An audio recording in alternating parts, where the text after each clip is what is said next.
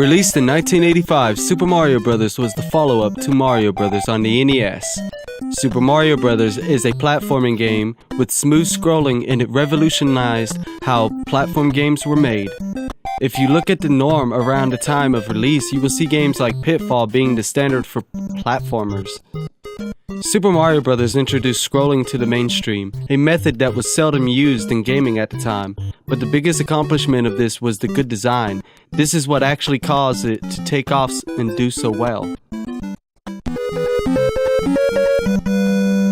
Let's take a look at the first level, for example. The level immediately throws an enemy at you. Many players will run into the Goomba, perhaps the first and last time the Goomba will kill you. This teaches you to jump over enemies. The placement of the first block has the potential to knock you back down on top of the Goomba, showing you that you can kill them by landing on them. Throughout the first level, you find these pre-tutorial ways of teaching the player how to play, such as the mushroom being forced into you after hitting a block. This gave the game an accessibility that many other games just did not have at the time. The colorful graphics for the time attracted the younger crowd. The fun design and challenges later in the game attracted the parents of these kids. At the time of the game's release, and thus the console itself in the US, gaming was a dead industry. Releasing a gaming console was likely to lead to failure for Nintendo. So Nintendo had a plan. Nintendo of America knew that retailers weren't going to want to sell a gaming console in their stores.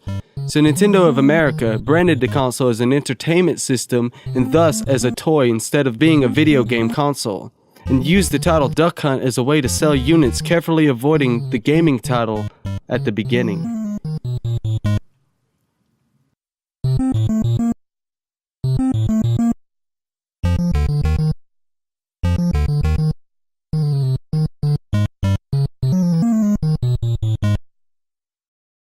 The success of the NES was a gamble that Minoru Arakawa, the son-in-law of then Nintendo president Hiroshi Yamauchi, made, where he promised to buy back any unsold NES consoles that the stores could not sell.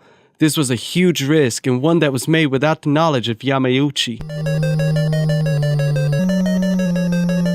The gamble paid off, and the marketing as a toy with Rob, the robotic toy that came bundled with the early consoles, was a hot item.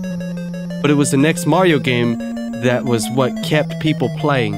As mentioned before, the game has a good design that showed everyone that gaming was not a dead passion and there was still a huge market for the industry.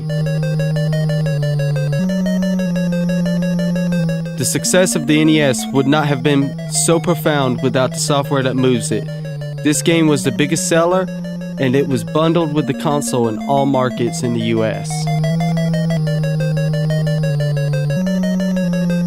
The game had 4 levels to a world, each world ending in a castle, where you defeat Bowser and find out that it was a doppelganger and the princess is... Well, okay, I think everyone knows this by now. The princess is in another castle. Mario goes through 7 castles before he finds the right castle where she is actually at. The music is iconic and was composed by legendary Koji Kondo. And combined with great graphics for the time, fun level design that stands up even today, and hidden secrets such as invisible blocks with 1-ups and pipes that you can go down, the game really set off one of the most iconic and important series in the entire industry. I don't think it is wrong to say that Super Mario Bros. Really did save the gaming industry, along with the NES itself and other titles like The Legend of Zelda and Metroid, among many, many others. The game is a solid 9 out of 10. If we compare it to the other games around its release, even following its release for a decade to come, the game still holds up.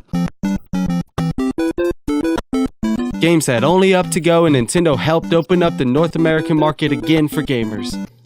The game isn't perfect though. The controls feel awkward after playing newer games in the series, and the inability to turn around can be irritating to younger crowds who never dealt with that in any kind of game before. But I would say these drawbacks were at its time not an issue or a complaint, and it doesn't make the game any less enjoyable in any way. If you are a fan of indie games and 2D platformers, I encourage you to go back and see where it all started. Check out one of the games that started it all, Super Mario Bros. It is a masterpiece and is deserving of your time. Thank you guys for watching, and stay nerdy.